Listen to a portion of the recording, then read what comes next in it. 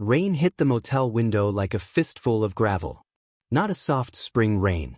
Not the kind that made the world smell clean. This was cold March rain in northern Montana, hard and mean and wind-driven, the kind that found every crack in a wall and every weakness in a person. The neon vacancy sign outside buzzed in red and blue, flickering against the wet pavement like a heartbeat about to give out. Inside room 12, Lena Hart sat on the edge of a sagging mattress with both shoes still on, because the carpet was damp and she no longer trusted the floor beneath her.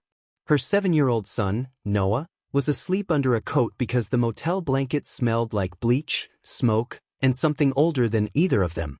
A half-eaten sleeve of crackers sat on the dresser beside a paper cup of tap water. $23.40 lay in Lena's palm, counted for the 4th time in an hour, as if the numbers might multiply from pity alone. They didn't. In the parking lot below, her ex-husband's truck had already disappeared into the rain 2 hours ago, taillights fading red down Route 83, along with the last of the life she thought she still had. The bank account was frozen. The lease was in his name. The storage unit had been emptied without warning. Even the school lunch balance for Noah had been canceled that morning at 9:14, while her son stood in line holding a plastic tray and pretending not to notice when the cashier looked at the screen too long. Some betrayals didn't happen all at once. They arrived like winter, 1 degree at a time, until you suddenly realized you were freezing. Lena pressed her forehead to the cold glass and tried not to cry, because Noah always woke when she cried, and lately he had started doing something children should never learn to do. He had started pretending not to notice. Then there was the envelope. It lay on the table beside the motel Bible and a dead lamp with no bulb inside. Cream-colored. Bent at one corner. Her name written in blue ink she hadn't seen in almost 15 years. Lena Hart. Not Mrs. Daniel Hart. Not current resident. Just Lena Hart. The return address was from a probate office in Missoula.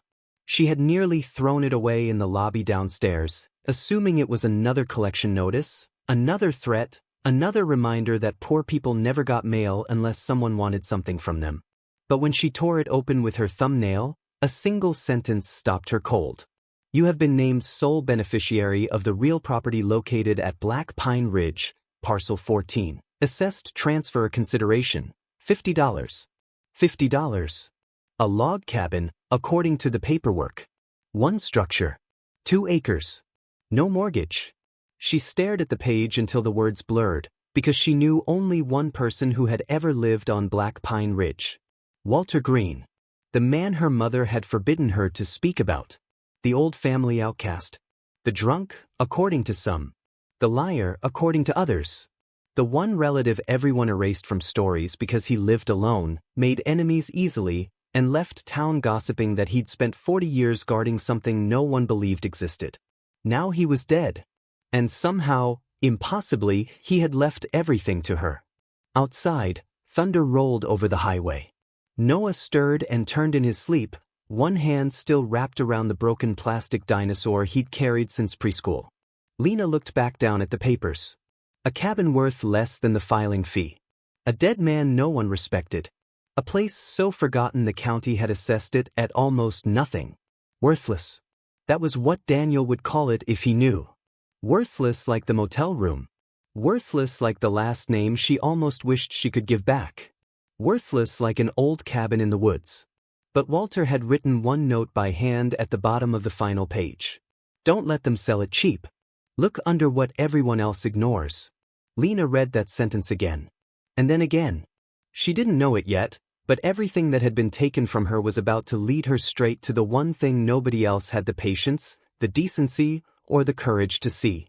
Because some things aren't abandoned. They're waiting to be found.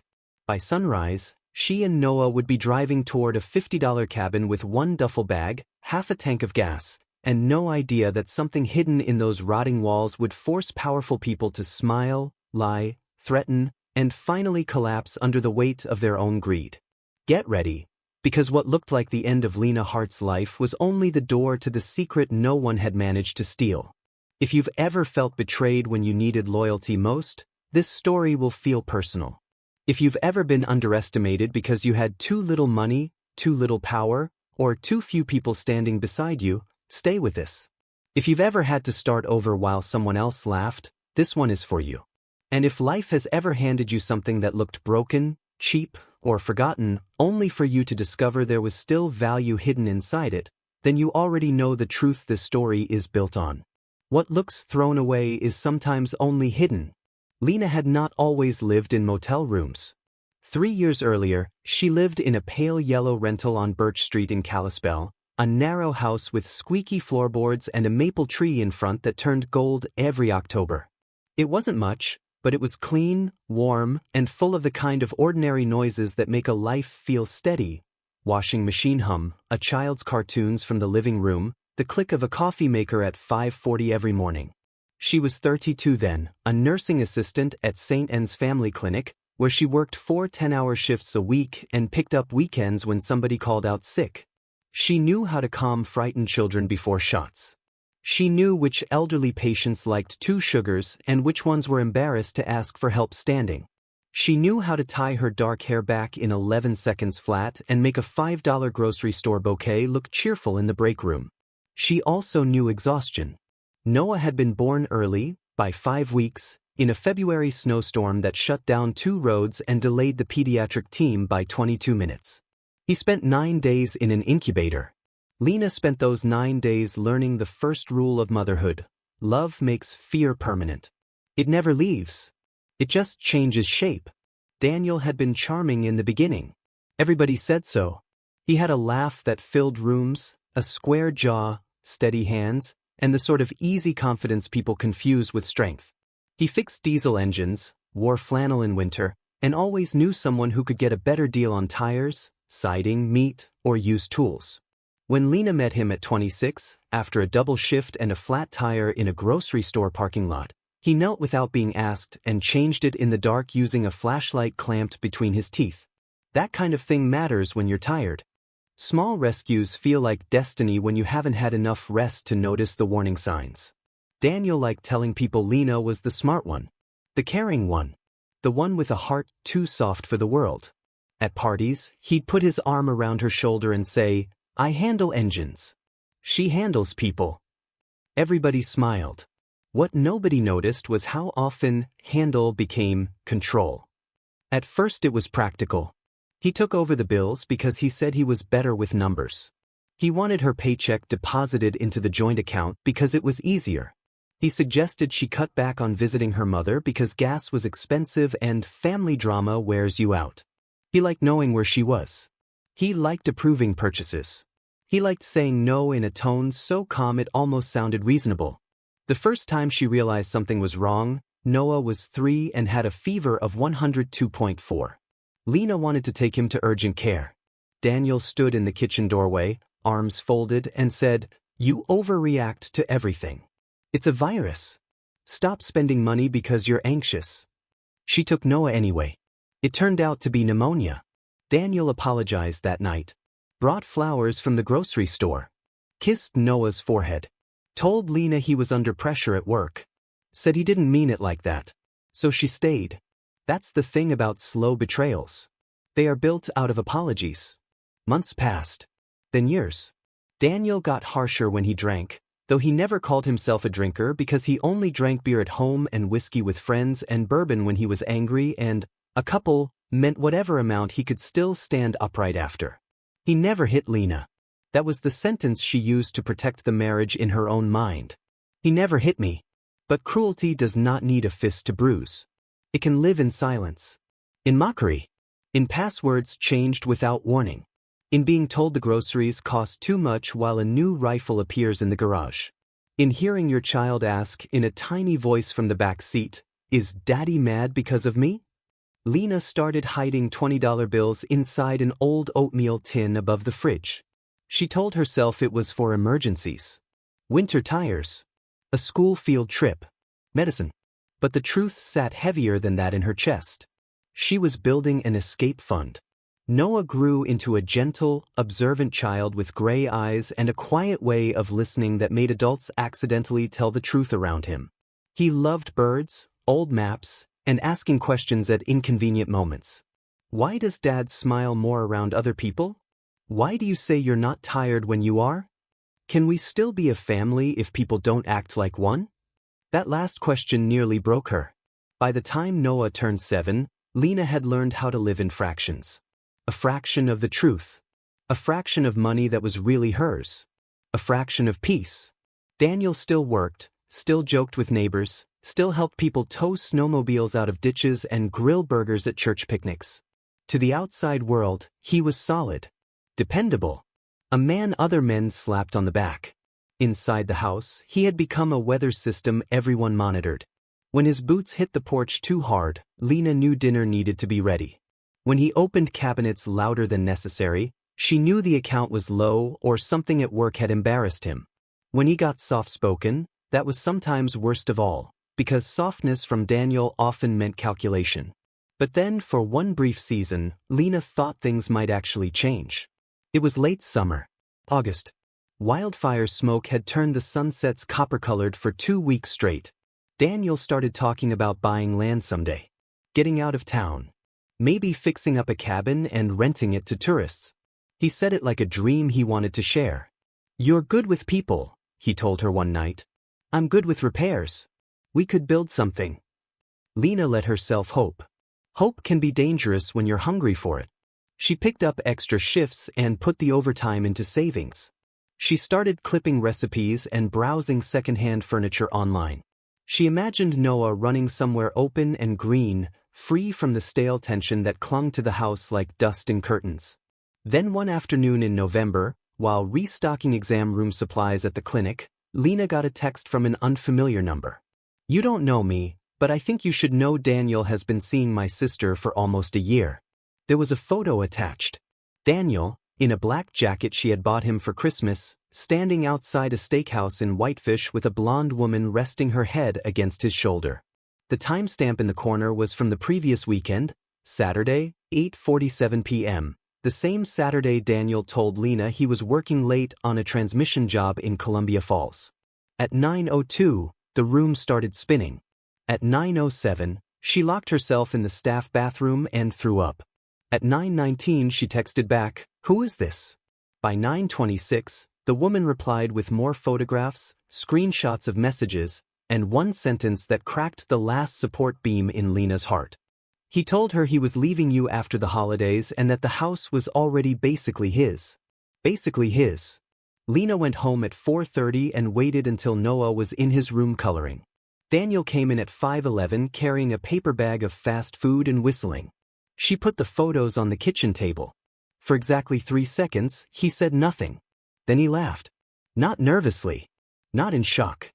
He laughed like she had finally arrived at a conversation he'd been prepared to have for months. "So that's how you found out," he said. Lena felt the blood leave her face. "Found out? Come on, Lena.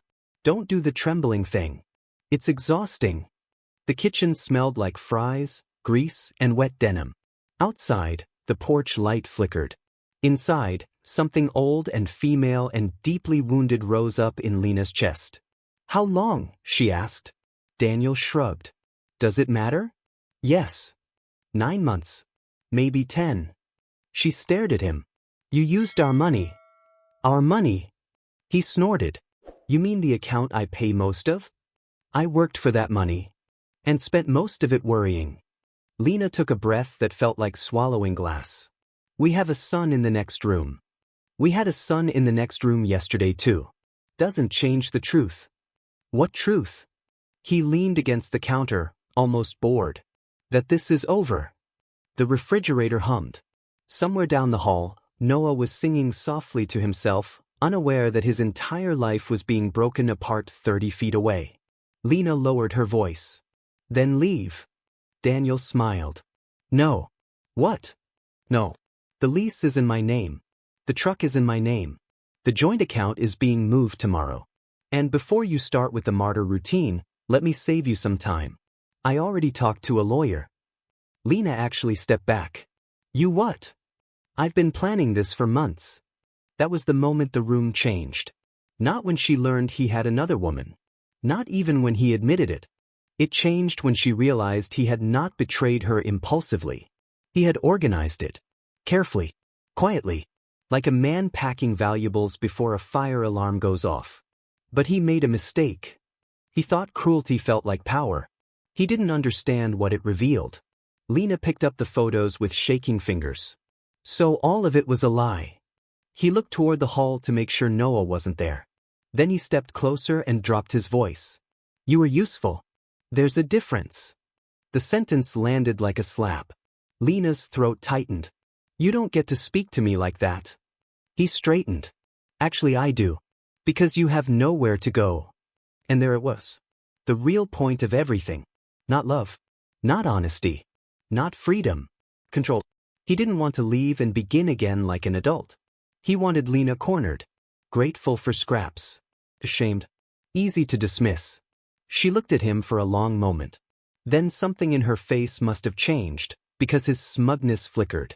You know what? She said quietly. I would rather sleep in my car than spend one more night believing you define what I'm worth.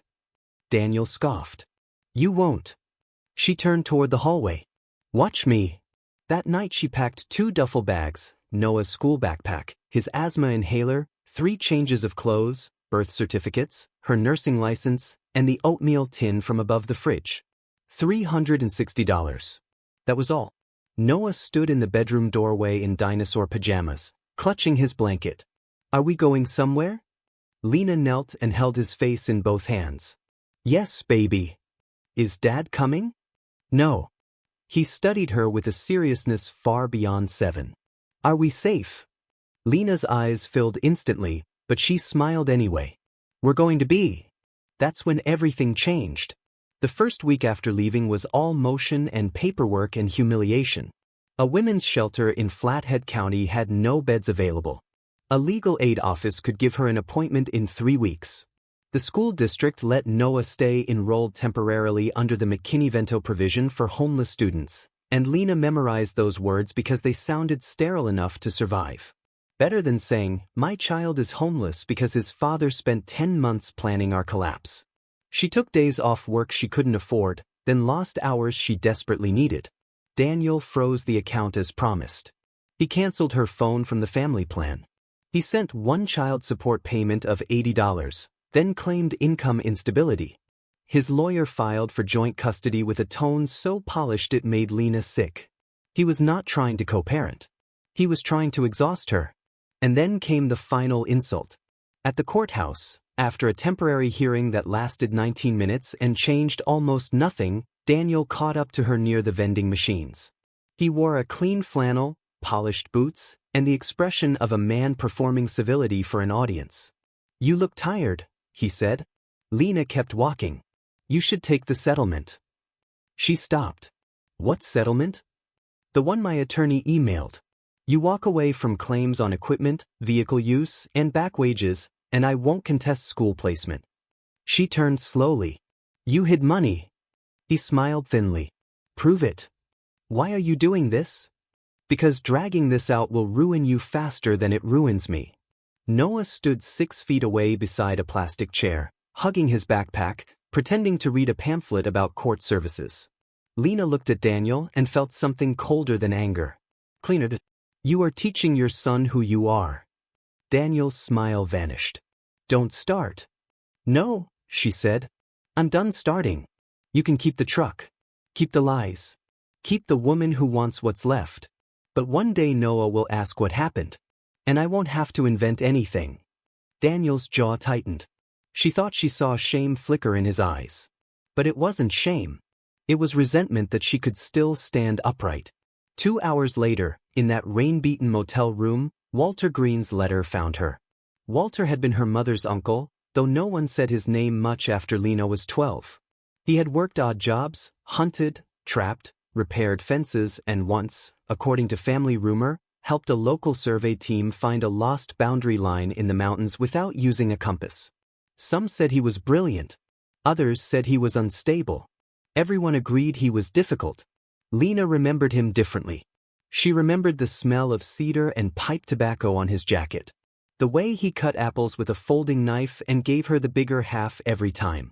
The way he once told her, when she was 9 and crying over a broken toy, people who only look at price tags never learn where the real value hides. Her mother hated that sentence. Said Walter filled children's heads with nonsense.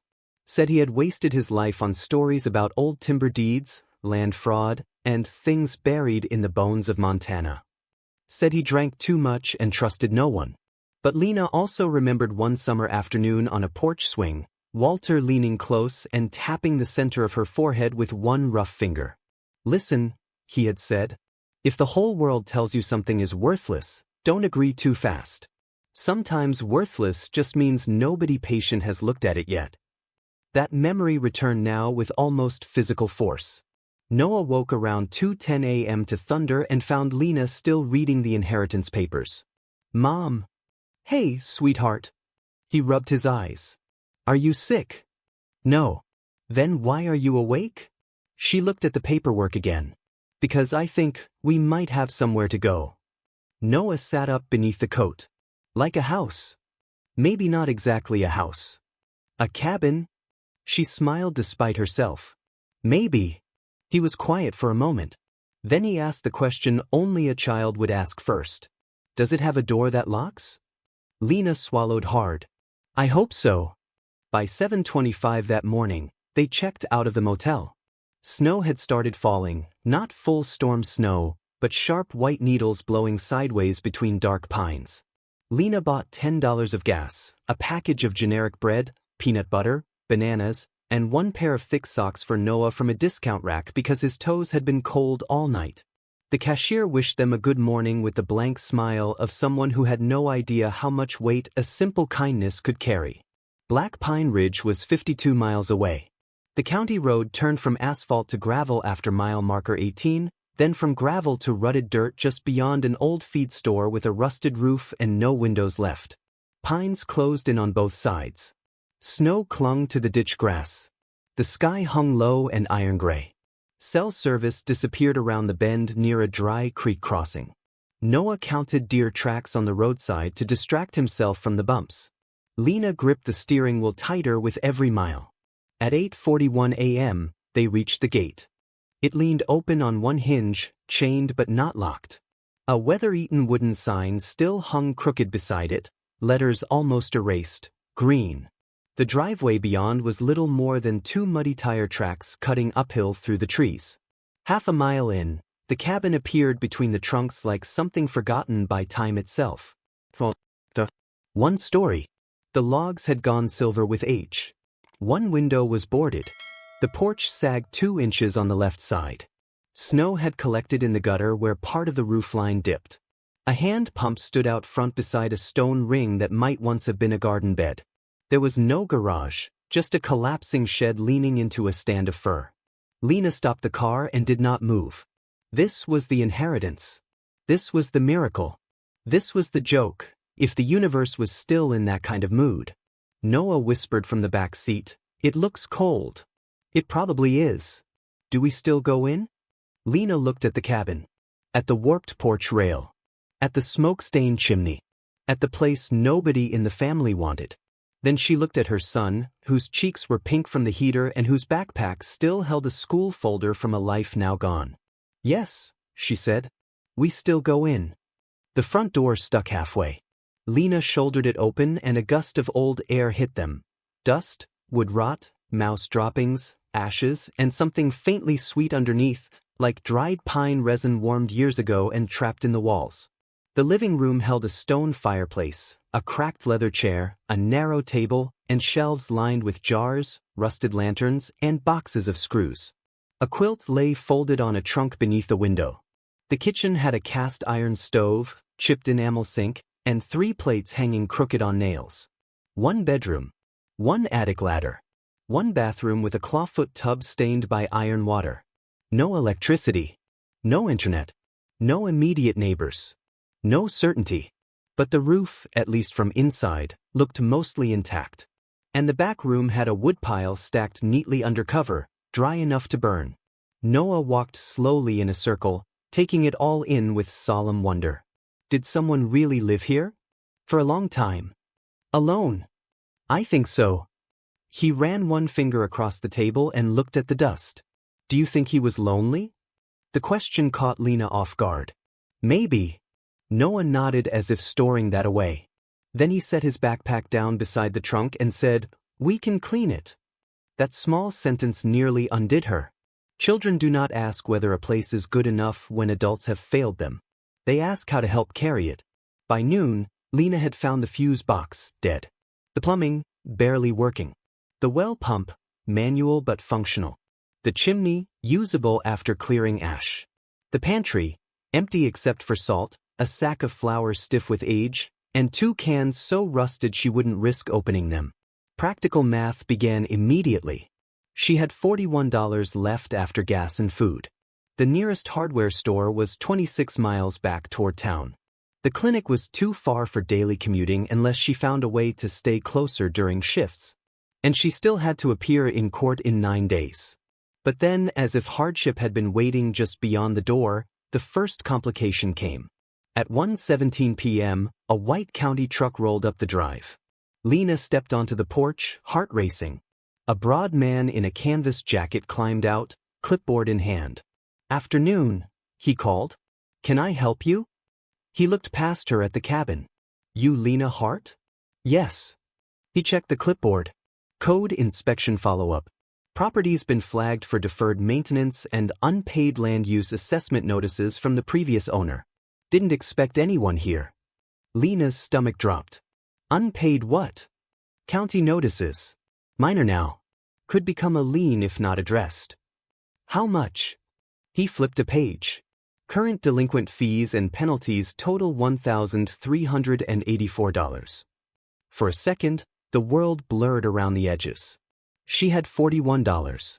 The man must have seen something collapse in her face, because his tone softened by half an inch. "I'm not saying it's due today, but you'll want to deal with it within 60 days. Also need smoke detectors, railing repair, and a structural review on that porch. If you're living here, there are occupancy concerns." Noah had appeared silently in the doorway behind her. The man saw him and cleared his throat. "I'll leave the paperwork." He handed her an envelope and went back to the truck.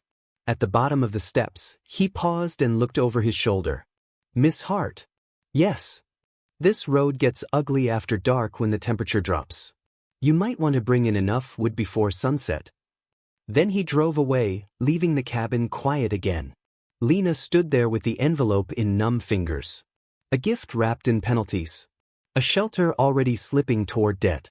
A place that might not legally remain theirs if she couldn't outrun a clock she hadn't known was ticking. He thought he won. He hadn't. Because hidden inside that pressure, inside the cold, the deadlines, the humiliation, the raw arithmetic of survival, something else was waiting. Something Walter had counted on. Something nobody had found because nobody had stayed long enough to suffer for it. That first night in the cabin, the temperature dropped to 24 degrees. The wood stove burned hot for an hour, then cooled too fast because the damper stuck and the seals leaked. Lena used one of Walter's old quilts to block the draft under the front door.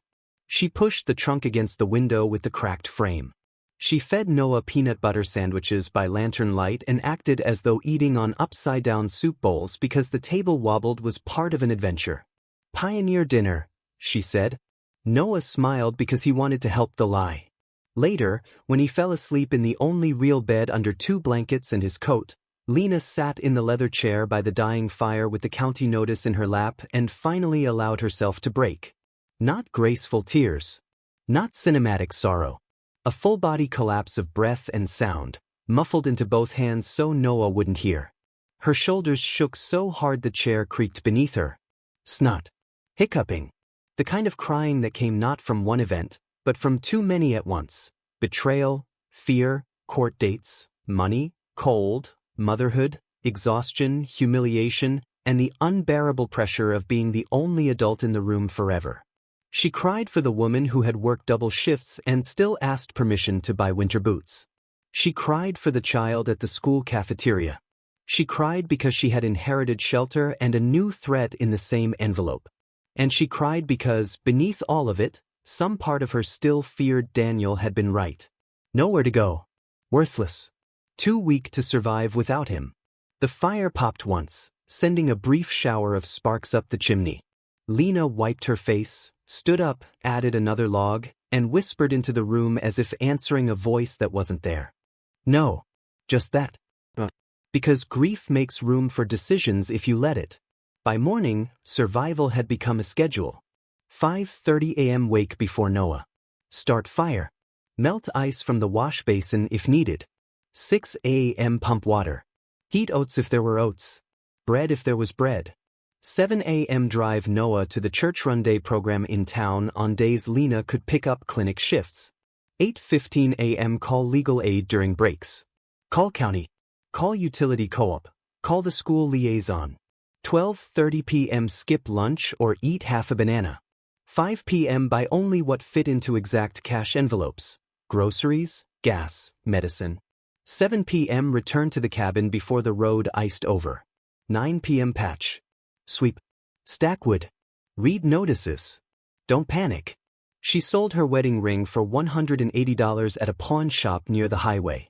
The man behind the counter examined it under yellow light and said, "Best I can do." She almost laughed. Best I can do. Wasn't that the anthem of everybody who took from women trying to survive? Still, she took it. She bought rice, canned beans, powdered milk, cough syrup, a used smoke detector, nails, duct tape, and a cheap second-hand electric heater she couldn't yet use because there was no power. She bought a legal pad and wrote down every expense in tiny, disciplined numbers. Bread, $2.19. Peanut butter, $3.89. Gas, $12. Porch nails, $4.56. Cough syrup, $6.49. Every number was a battle. Every receipt was evidence that staying alive had become her full-time profession. But then another complication arrived. 3 days after moving in, she returned from town to find fresh tire tracks in the mud. Not hers. A dark SUV sat near the porch. A woman in expensive boots and a cream coat stood with her arms folded, scanning the property with visible distaste. Daniel leaned against the hood with sunglasses on despite the gray sky. Noah saw them first. "Mom." The word came out small and frightened. Lena stopped the car 20 feet away and killed the engine. Daniel walked forward like he owned the dirt beneath his feet. The woman stayed back. Younger than Lena by maybe 8 years. Hair professionally colored. Nails done. The kind of posture money sometimes buys people.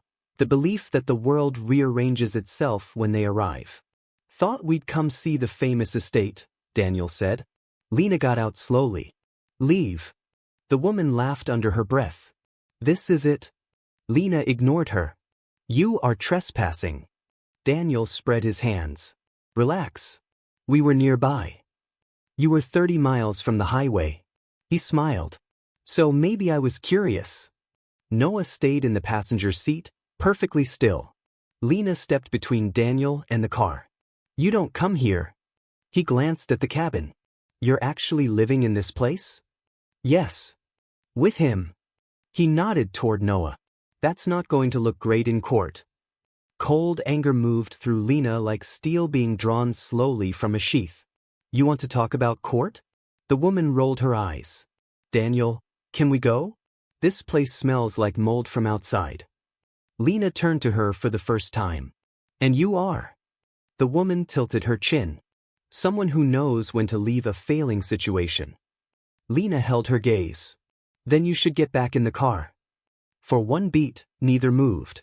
Daniel tried to grin it away. "See? This is what I mean. Hostile. Unstable. You think judges don't notice." Lena took one step closer until he had to either back up or stand there and accept that she was no longer afraid of his voice. "Listen carefully," she said. "You brought your new life here to inspect my ruins. That tells me everything I need to know about what kind of man you are." Daniel's jaw flexed. She kept going. "You think if a place looks broken, the people inside it are broken too. You think struggle is shameful. You think because I'm cold and tired and short on money, I'll let you rewrite what happened. I won't." His expression hardened. "You should worry less about speeches and more about that property. Heard the counties all over it." Her heart gave one hard pound. "How do you know that?" Daniel smiled. There it was again, that oily satisfaction of a man who enjoyed knowing something he shouldn't. Small towns talk. Or maybe he had looked. Asked. Researched. The woman glanced at her phone. Can we please go? I'm freezing. Daniel leaned in slightly. You know, if this gets condemned, Noah comes back to town. With me. Lena saw red for exactly half a second. Then clarity. He wasn't checking on Noah. He was scouting weakness. He wanted proof of failure. He wanted to come back later and say, see? She couldn't manage. But he made a mistake. He came before she was ready. That meant he was nervous. Lena smiled, and the expression unsettled him more than anger would have. You should leave now, she said. Daniel frowned. Or what? Or I call the sheriff and explain why a man with a pending custody case is trespassing on a remote property with a witness in the car and a child present. He stared at her. You wouldn't. She held up her phone, though there was no service. He didn't know that. Try me. 3 long seconds passed. Then the woman snapped, Daniel. He took off the sunglasses, revealing tired eyes and something meaner underneath. Enjoy your cabin. He got in the SUV. They backed down the drive in a spray of mud and disappeared through the trees. Only when the sound was gone did Lena let herself exhale. Noah climbed out slowly. Was he trying to scare us? Lena crouched down in the cold. Yes. Did it work? She looked at the road where Daniel had gone. Then at the cabin behind her. A little, she admitted. But not enough. Noah nodded as if that answer made perfect sense. The days turned harder. A storm hit on the 7th night, bringing sleet, 40-mile-per-hour wind gusts, and a branch that tore loose from a pine and slammed onto the porch roof at 11:46 p.m. Lena spent an hour in boots and gloves in near darkness dragging it clear while Noah watched from the doorway wrapped in a blanket, eyes wide with terror. The next morning, the school called. Noah had a fever. By afternoon it was 101.8 and climbing. Lena drove through blowing snow to the clinic because urgent care in town had a shorter wait and she knew the nurse on duty. Viral infection, they said. Rest, fluids, monitoring. She paid with the emergency credit card she had promised herself not to touch. Back at the cabin, Noah shivered under blankets and whispered, I'm sorry. For what? For getting sick when we're busy. Lena sat down so fast the chair scraped the floor. Never say that. He blinked at her. You hear me? You are not a problem to fit around. You are my son. His lip trembled. I don't want to make things harder. She pulled him into her arms carefully, mindful of the fever. Then let me tell you something. The only reason this is hard is because grown people made selfish choices. Not you. Never you. He cried then, hot tears against her sweater, and she held him through it while the wind pushed at the walls and the fire burned low. Outside, the world was all white noise and pine shadows. Inside, the shape of their new life was being forged under pressure no child should know. The county deadline still hung over her. Legal aid called back with partial guidance but no miracle. A contractor quoted $600 for basic porch stabilization and a written inspection she needed for occupancy compliance. $600. It may as well have been $6 million. Lena considered selling the cabin.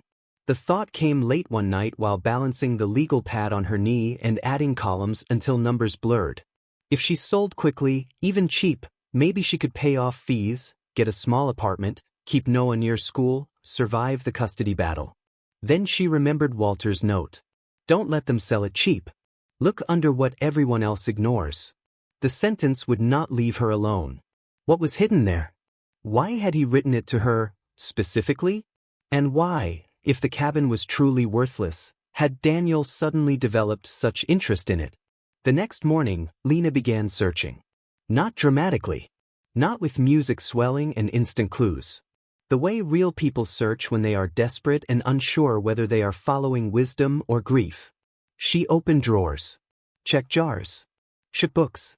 Looked beneath loose rugs. Emptied old trunks. Found nothing but mouse-chewed paper, rusty fishing lures, a broken compass, and handwritten grocery lists from years ago. Noah joined the hunt after school. What are we looking for? He asked. I'm not sure. That makes it harder. Yes. He considered this. It also makes it more interesting. They searched the attic next. Dust thick as flour. Wooden rafters. Old blankets. A cedar chest locked with a brass latch so tarnished it looked black. Lena pried it open with a screwdriver. Inside were military-style wool coats, yellowed letters tied with string, and a box of photographs. Walter in front of the cabin at different ages. Walter holding a trout nearly as long as Noah's arm. Walter beside 3 men in suits standing near a survey marker in 1986. Walter pointing at a map spread across the hood of a truck. On the back of one photograph, in faded pencil, were the words, "They all laughed until the line moved." Lena frowned. "What line?" Noah asked. "I don't know." There were also notebooks. 7 of them. Small, black, water-warped at the edges. The pages were crowded with dates, sketches, property numbers, trail notes, weather records, and angry fragments of observation. Parcel shifted. Title chain wrong after 1978 filing. They think I forgot where they buried the proof. Under the cabin is safer than banks. Never trust men who smile at land meetings. Lena's pulse quickened. This was not drunken nonsense. It was obsessive, dense, repetitive, eccentric. But it was also specific. Dates, book numbers, survey references, county abbreviations. Noah pointed to a sketch of the cabin floor. "What's that?" In the margin of one notebook, beneath a drawing of the living room, Walter had marked an X near the fireplace and written, "Hollow under east stone, but not for firewood." Lena stared at it. Not for firewood. That night, after Noah fell asleep, she knelt in front of the fireplace with a lantern and ran her fingers along the stonework. Cold granite. Mortar. So, on the right side, nothing. On the left, near the base, the third stone from the floor felt different. Slightly warmer from the fire, yes, but also smoother at the edge as if it had been handled more often. She pressed. Nothing. She wedged a flat screwdriver into the seam and pushed. At first, nothing. Then a tiny shift. Barely a click. Her breath caught. The stone loosened by a fraction of an inch. Lena stopped immediately and looked toward the bedroom where Noah slept. Not fear. Reverence. Because after weeks of cold numbers, court papers, and being told what she could not fix, the cabin had finally answered back. She lowered the stone carefully onto a folded towel. Behind it was darkness and a cavity roughly the size of a shoebox. Inside sat an oilcloth bundle tied with twine and a smaller metal tin blackened by soot. Lena's hands shook so badly she had to set the lantern down. She untied the oilcloth first. It held a stack of documents sealed inside wax paper. Old deeds, survey plats, notarized statements, and what looked like correspondence between a timber company and county officials dating back decades. Acreage figures. Signature blocks. Parcel descriptions. Red circles. Marginal notes in Walter's handwriting. The tin held something else. 10 gold coins in individual sleeves. And 1 velvet pouch. When she opened it, a diamond pendant caught the lantern light and threw it back in white fire across the stone floor. Lena actually jerked away. The pendant was old, maybe antique, pear-shaped, set in platinum filigree, heavy enough to feel serious in the hand. Not costume. Not sentimental junk. Real, or real enough to make her heart pound in her throat. She sat frozen in the firelight. This was impossible. This was dangerous. This was either the answer or the beginning of a much bigger problem. And beneath the documents lay one more folded note addressed in the same blue ink as the probate letter. For the boy who notices. Lena unfolded it with trembling fingers. If you found this, it means you stayed long enough to listen. The papers prove the green line was cheated out of mineral and timber rights tied to adjoining parcels. They hid it in refiled maps, false valuations, and a shifted survey line. Most folks will only see the cabin. That is why they lose. The real value was never the cabin. It was what the cabin stood on, and what the old records can unlock. Don't trust quick offers. Verify everything. And tell the boy the birds were right. Lena read the note twice. For the boy who notices. Noah. Not her. He had noticed the house. The loneliness. The dust. The possibility. Lena looked at the pendant. The coins. The evidence. 5 million? What? Less? Was this fantasy, fraud, or fortune? The fire cracked softly behind her. She heard the bedroom floorboard creak. Noah stood in the doorway, hair messy, blanket around his shoulders. Mom! She turned too fast. Hey, did I wake you? He rubbed his eyes. Then saw the open cavity, the bundle, the light on her face. What happened? Lena looked at him, then at Walter's note. And in a whisper that changed the air in the room, she said, I think he left us a secret. That line forced everything forward. Morning could not come fast enough. Lena barely slept. By 6:15 a.m., she had repacked the documents into the oilcloth, wrapped the pendant separately in a sock, and hidden everything inside Noah's old board game box under the bed. She knew enough from hardship to understand one rule immediately: never let visible hope sit in plain sight. She drove Noah to the church program, then headed straight to Missoula, nearly 2.5 hours south, because Walter's probate paperwork listed the attorney who handled the estate. His name was Samuel Keene. His office occupied the second floor above a bakery that smelled like butter and cinnamon. Lena arrived at 10:52 a.m. in boots still dusty from the cabin road, carrying a canvas tote so tightly her knuckles had gone pale. The receptionist looked up. Do you have an appointment? No. But I inherited property from Walter Green. I need to speak to Mr. Keene. She expected to be turned away. Instead, the woman's expression changed almost imperceptibly. One moment. 5 minutes later, Lena sat across from a narrow man in his 60s with silver hair, half-moon glasses, and the posture of someone who had spent 40 years leaning over other people's secrets. His office walls were lined with legal books and framed land surveys. On the windowsill sat a dying fern and an old brass compass. You're Lena, he said. Yes. He studied her face. You look like your mother. Lena almost laughed from the stress of hearing that in such a place. That's not always meant kindly. He gave the faintest hint of a smile. Walter thought highly of you. You knew him? For 28 years. Professionally, mostly. Though with Walter, lines blurred. Lena hesitated, then set the tote on her lap. Why did he leave me the cabin? Samuel leaned back. Because everyone else wanted whatever value they could see immediately. You were the only one he believed might stay long enough to discover the value nobody else respected. Lena's pulse kicked. Then you knew there was something there. Samuel's gaze sharpened. What did you find? That was the test. She felt it instantly. Not just curiosity. Measurement. Could he be trusted? Was he fishing? Had Walter told him everything or only enough to put the right person in motion? Lena took a careful breath. Before I answer that, I need to know whether he was telling the truth. About the property. About records being hidden. Samuel folded his hands. Walter spent decades trying to prove that a 1978 survey adjustment and subsequent title filings stripped the green parcel of attached rights that should never have been severed.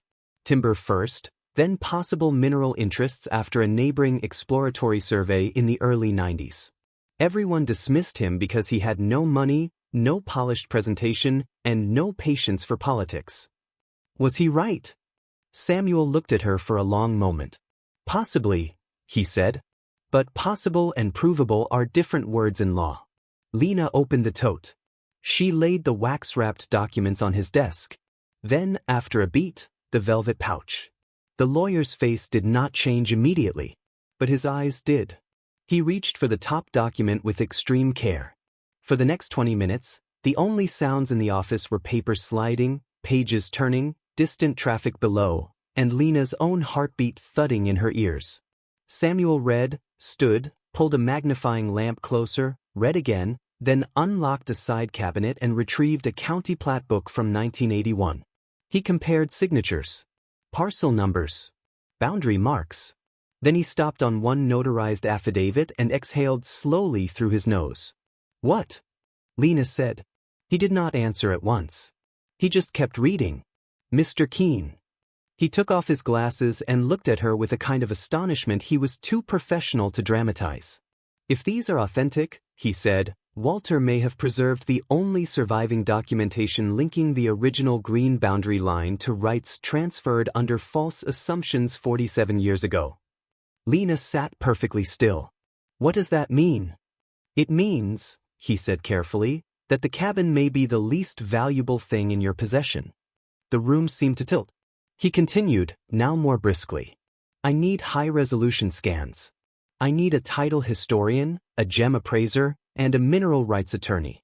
I also need to know whether anyone else knows you found this. Lena thought of Daniel at the property. His smug comment about county notices. His sudden interest. Maybe, she said. Samuel's expression tightened. Then say nothing. Accept no offers. Sign nothing. And for the next several days, do not leave original documents unattended. What about the pendant? He held out his hand. May I? Lena gave it to him reluctantly. He turned it under the lamp, then checked the clasp.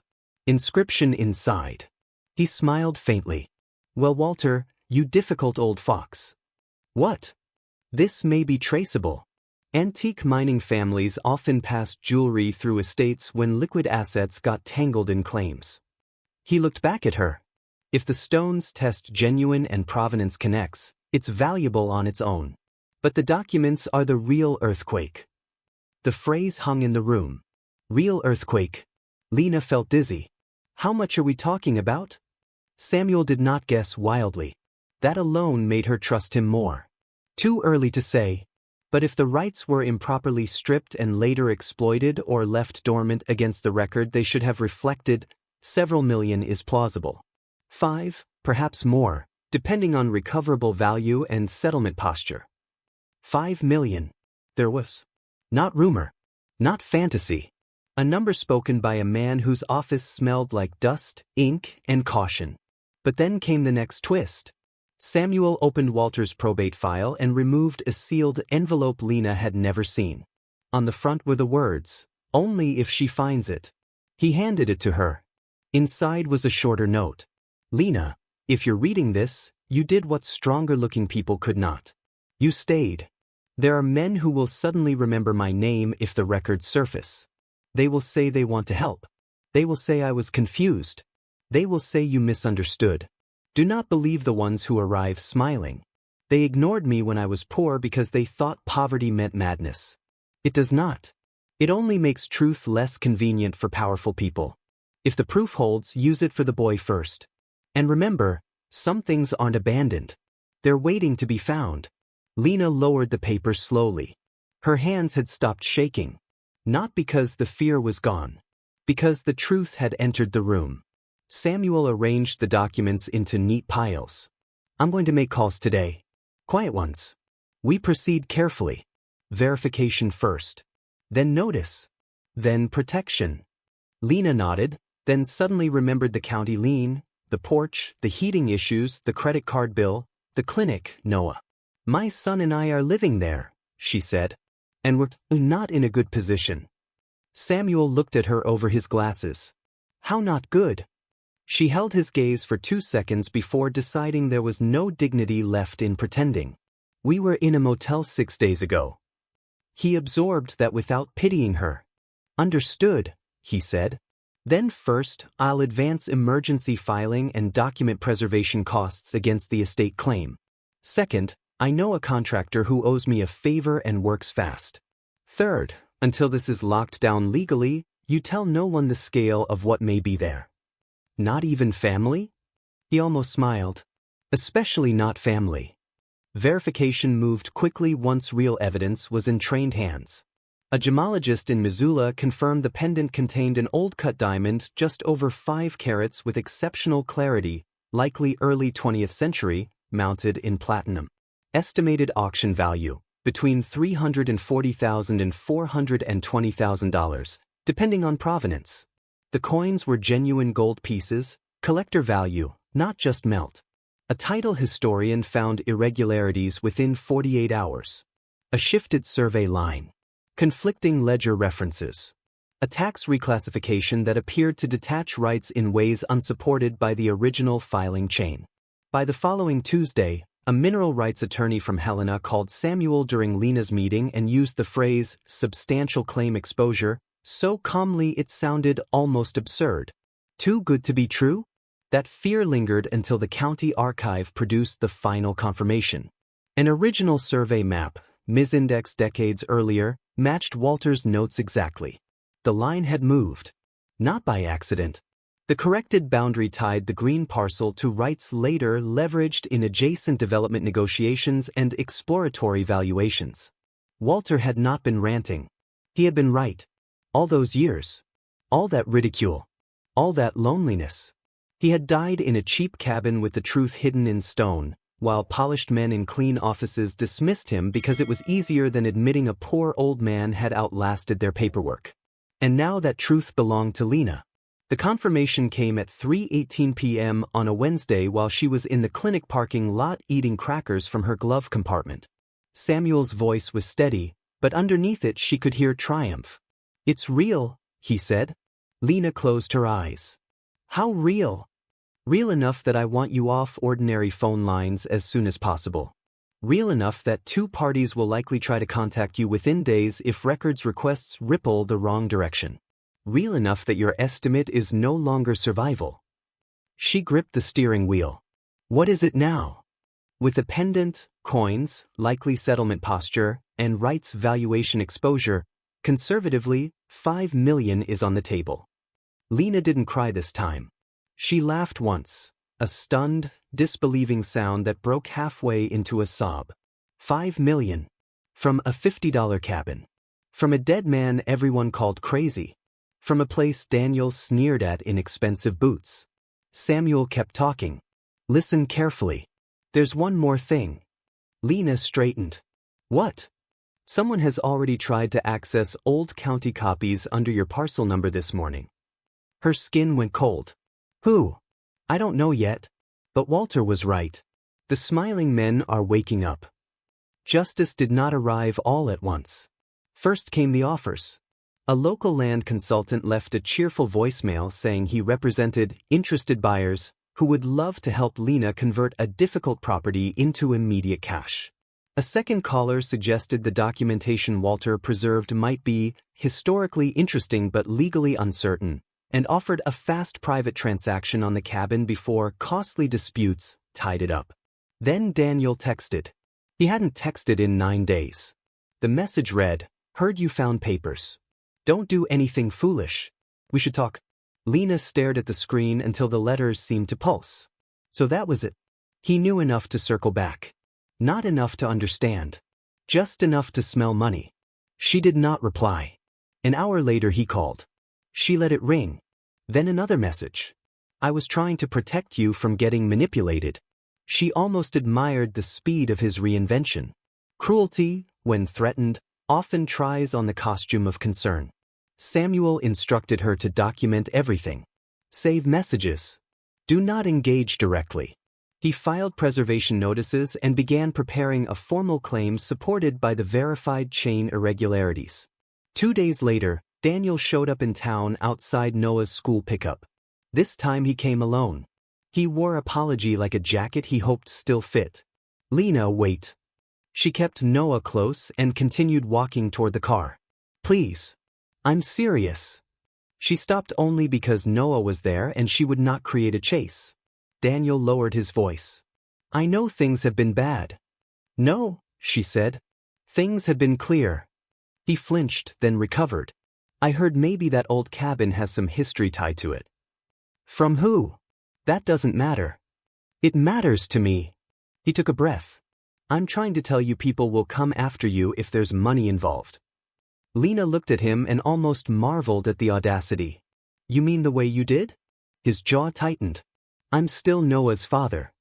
"Yes. And he is still old enough to see when your interest arrives with dollar signs."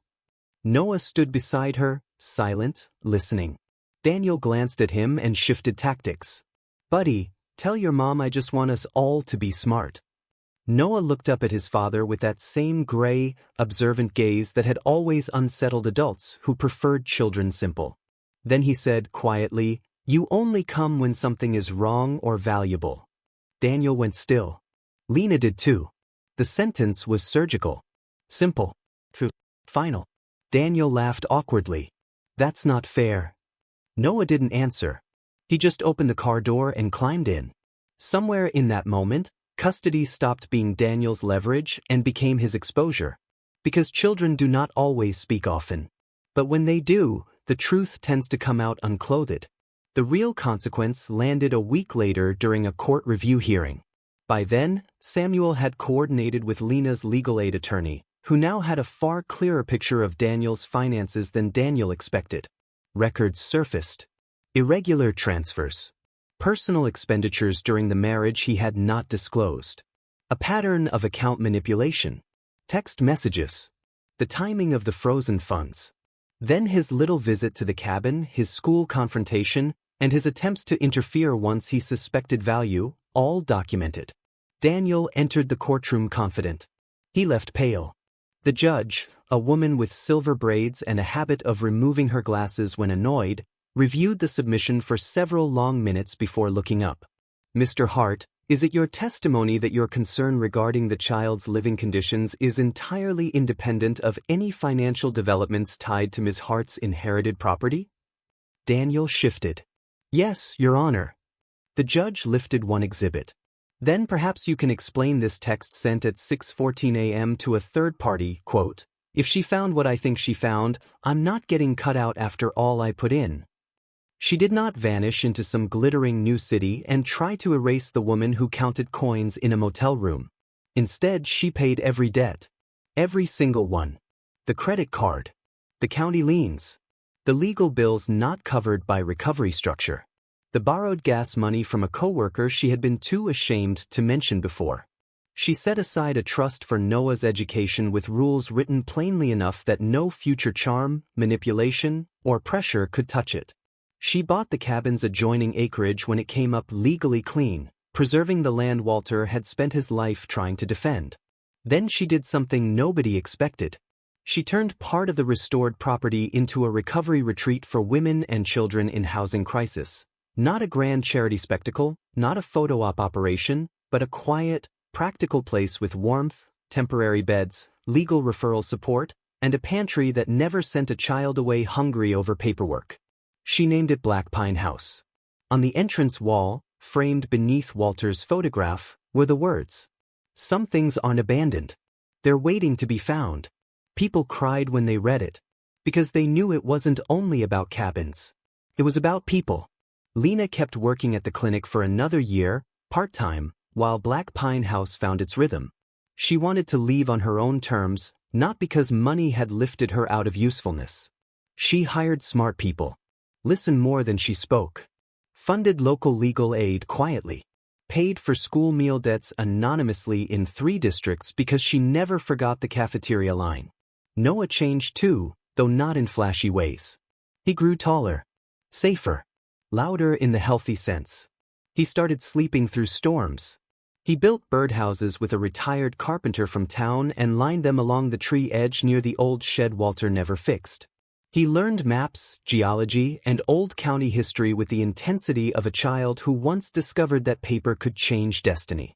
One afternoon, 2 years later, he stood on the porch rail, new rail now, straight and solid, looking out over the pines washed gold by autumn light. "Mom." "Yeah. Do you think Walter knew?" "Knew what?" "That we'd be okay." Lena looked at the trees. At the smoke curling from the chimney. At the gravel drive no longer frightening. At the place that had once seemed like punishment and now felt like testimony. "I think," she said slowly, "he knew we were the kind of people who would listen long enough to find out." Noah nodded. "The birds were right." Lena laughed softly. "Maybe they were." He looked at her. What did he mean by that? She smiled. "I'm still figuring it out." Maybe that was the point. Some wisdom isn't a puzzle to solve once. It's a life you keep learning to live. Daniel, meanwhile, drifted into the kind of consequences arrogance often earns in slow motion. The affair ended badly. His undisclosed finances cost him credibility in court and money in settlements. People who once admired his confidence started calling it what it had always been when no one challenged it: vanity with good posture.